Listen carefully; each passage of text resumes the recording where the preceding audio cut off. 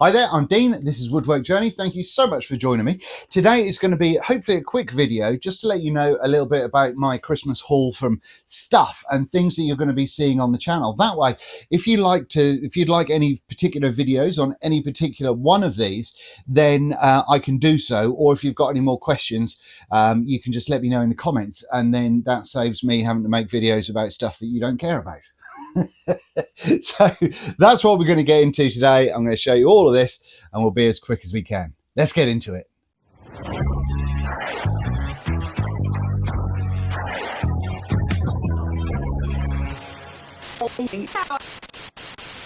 Alrighty, so as I said, we will go as quick as we can through these things so I can give you a brief idea of what I've got. I will, wherever possible, try and cut into sort of a close-up of these things as well. I might sort of hold them up to the camera, but I will go for a close-up as well to let you see a little bit more of them, because there's some interesting stuff here, I think, and I don't know if you would be aware of absolutely everything. So yeah, you can let me know your thoughts on this sort of stuff. So let's kick off, and to start with, we've got some methylated spirits. Now, we know what methylated spirits are for. However, the reason I've got that is because we've got some lemon shellac flakes. Now, these came from Amazon. All of this stuff came from Amazon. I strongly suggest you have a wish list and then you give it to your family members. And if they want to buy you birthday presents or Christmas presents, they can just go on your list. Ideal, that is. But yeah, I always have a wish list going just to remind me what I want to buy, and also if people do say, what do you want for your birthday, or etc. Anyway, we've got some lemon shellac flakes. Now, we've got this with the methylated spirits. Now, in America, they use denatured alcohol. In the UK, there's an isopropyl alcohol, but I believe that's not quite the same as denatured alcohol. And I think the methylated spirit is essentially denatured alcohol, but with a dye in it. Now, I have seen a video where using meth actually darkens up and dulls the finish of the shellac a little bit. But I think this will be a video that we will make, and yeah, I think that's going to be something that could be interesting, because I've never done this before, and lots of people say shellac is a fantastic coverage or a fantastic finish. So let's give it a go and find out. But yeah, we'll do that one together. Okay, next we have some 502 wood adhesive. Now, when it comes to this stuff, it's very, very affordable on Amazon, which is the reason it was on my wish list. It's by a company called Everbuild, and I've already got a couple of these. Now, what I've used this stuff for so far has worked out really well, although obviously I've not built anything for a little bit because I've been poorly and all that sort of nonsense. So I don't know how it copes with the cold weather, because I've not really given it a proper try on that. Hopefully, though, we'll be able to get some of that happening. Now, I have decanted half of one of these bottles into other bottles already, because I didn't want to open this. I cut the end off of it, or off of one of these, made the hole too big, then it wouldn't seal. So I decanted a bunch into other things. But this is the stuff, unless I say that I'm using Titebond, this will be what I'm using in upcoming videos. Blue masking tape. This is the 3M stuff. It's the thin kind of ½ inch, 1 inch, whatever it is, I don't know, but 24 millimeter and 50 meters of it, nice and cheap, comes in really handy. And I've got a big thick sort of 2-inch roll at the minute, but I'd run out of the little stuff, I think, so that's going to come in super helpful. For those of you that watched the video about cleaning the rust off of my table saw, you'll know that I used one of these pads, which was a sort of a soft pad saver or backing pad for your oscillating sander. Now, this is for my Erbauer. Now, if you've got an Erbauer, I found that the Velcro wasn't that great. It was holding things, but you might have seen on previous videos that also stuff just fell off it as well. But it holds onto one of these pads really nicely, and then the Velcro on these holds onto handing discs way better than the Erbauer does. Now, the other good thing about this is because they're soft, I mean, they're about 1/4 inch, I would imagine, but because they're soft, they can help when it comes to kind of doing roundovers and all that sort of stuff, because I'm a sod for always doing a real kind of harsh, angry kind of angle by accident.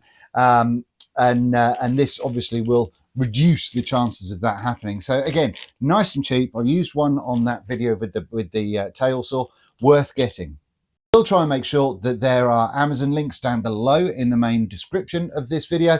And just to let you know that these were all Christmas presents from family members. None of these have been sent to me by the company, so I've got no dog in the race on this one if I like stuff or not. So I will be giving you, as always, my honest opinion. But yeah, I will leave links down below. There'll probably be affiliate links which helped the channel.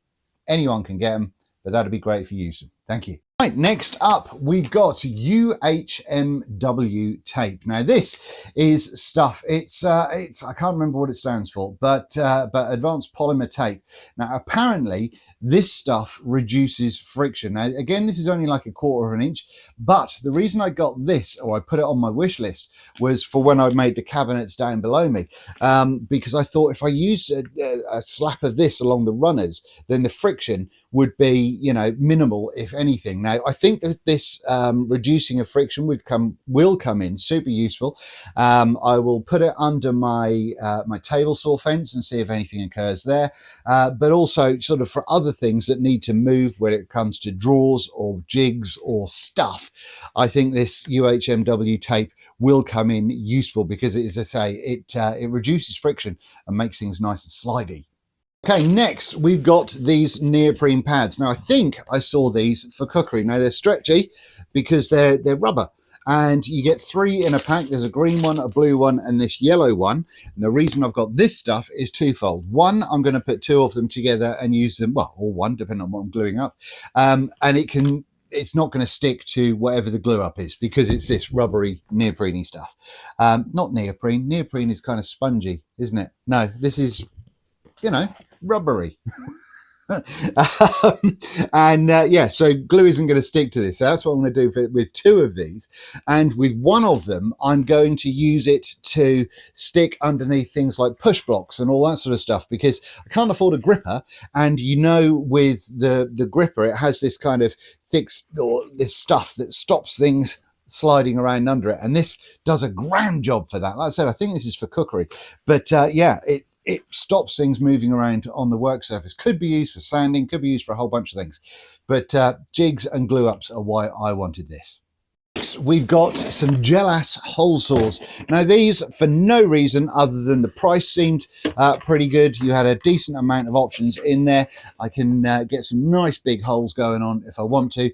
And yeah, I don't know if the Gelas name is any good or not, but it seemed to have reasonable, you know what Amazon reviews are like. Sometimes, people like complaining about nothing, but yeah, so we'll have to see what these are like, but you will see me using these in future projects. Another Langlo boiled linseed oil. I think this is one of the cheapest linseed oils on Amazon. I've used it before and it's been perfectly fine. So I always have one of these on my wish list just because it's a useful little finish to have available, nice and cheap, just does what linseed oil does. Great for tools around the workshop as well. Now, this is one that I will be making a video on as well because I'm very excited about this. I've wanted this for absolutely ages, and my wife was very kind and got this for me for Christmas. And this is the Micro Jig match fit system. Now, this is these clamps will actually go in runners that you put in your desk or in your bench rather, or for jigs or all sorts of things. Now, the only problem I've got with this is the fact that it is imperial rather than metric when it comes to the bolts and the sizes in there. Is that going to be a problem moving forward? I don't know. We will see. But I will put a video together about this, whether it be for a jig or whether it be for, putting in here. But I fully want to use this. Now, one of the things that I have wondered about, because I didn't think I'd be able to afford this, because in the UK, this is really expensive. It's like 90 quid for 2 clamps and some basic stuff in the router bit. But in America, I think it's like $50 or $60, something like that. So there's a weird disparity when it comes to how much you're paying to get it into the country. But if it helps, then I am all for it. And if it means that I can just use this system on a bunch of different things, then I'm good to go. Check out Peter Millard's 10-minute workshop review on his thoughts on the Micro Jig system. I know he's got a video out about it and it's very good, but yeah, we'll definitely be doing something with this because I'm very excited.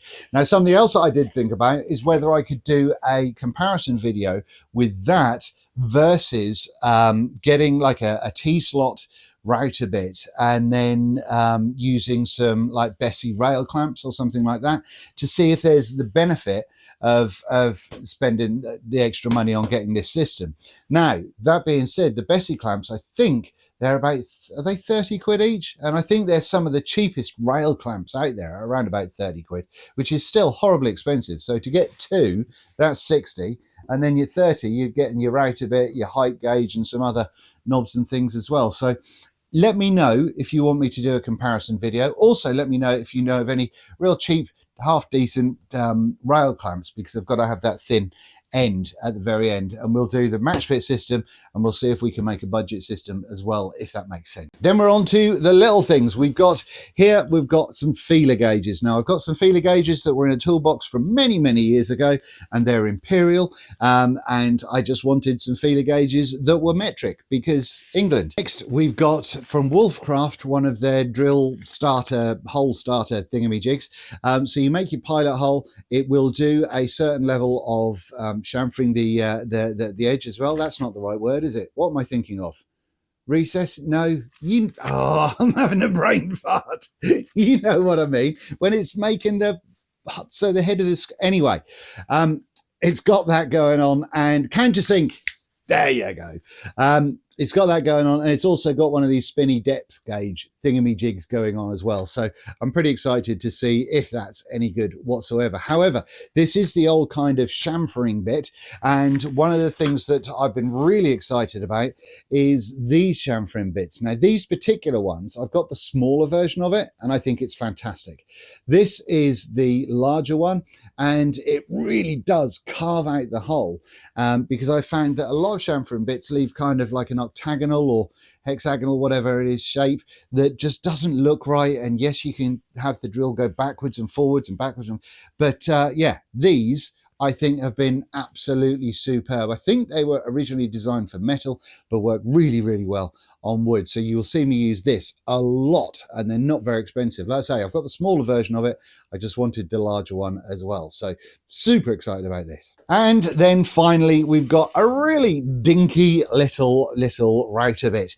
Now, there is a collar in there to help accept it into whatever router you're doing. But this, I believe, is for flattening. So I expected it to be bigger. I'm not going to lie. I now know what ex-girlfriends have felt like, but I expected this to be somewhat larger.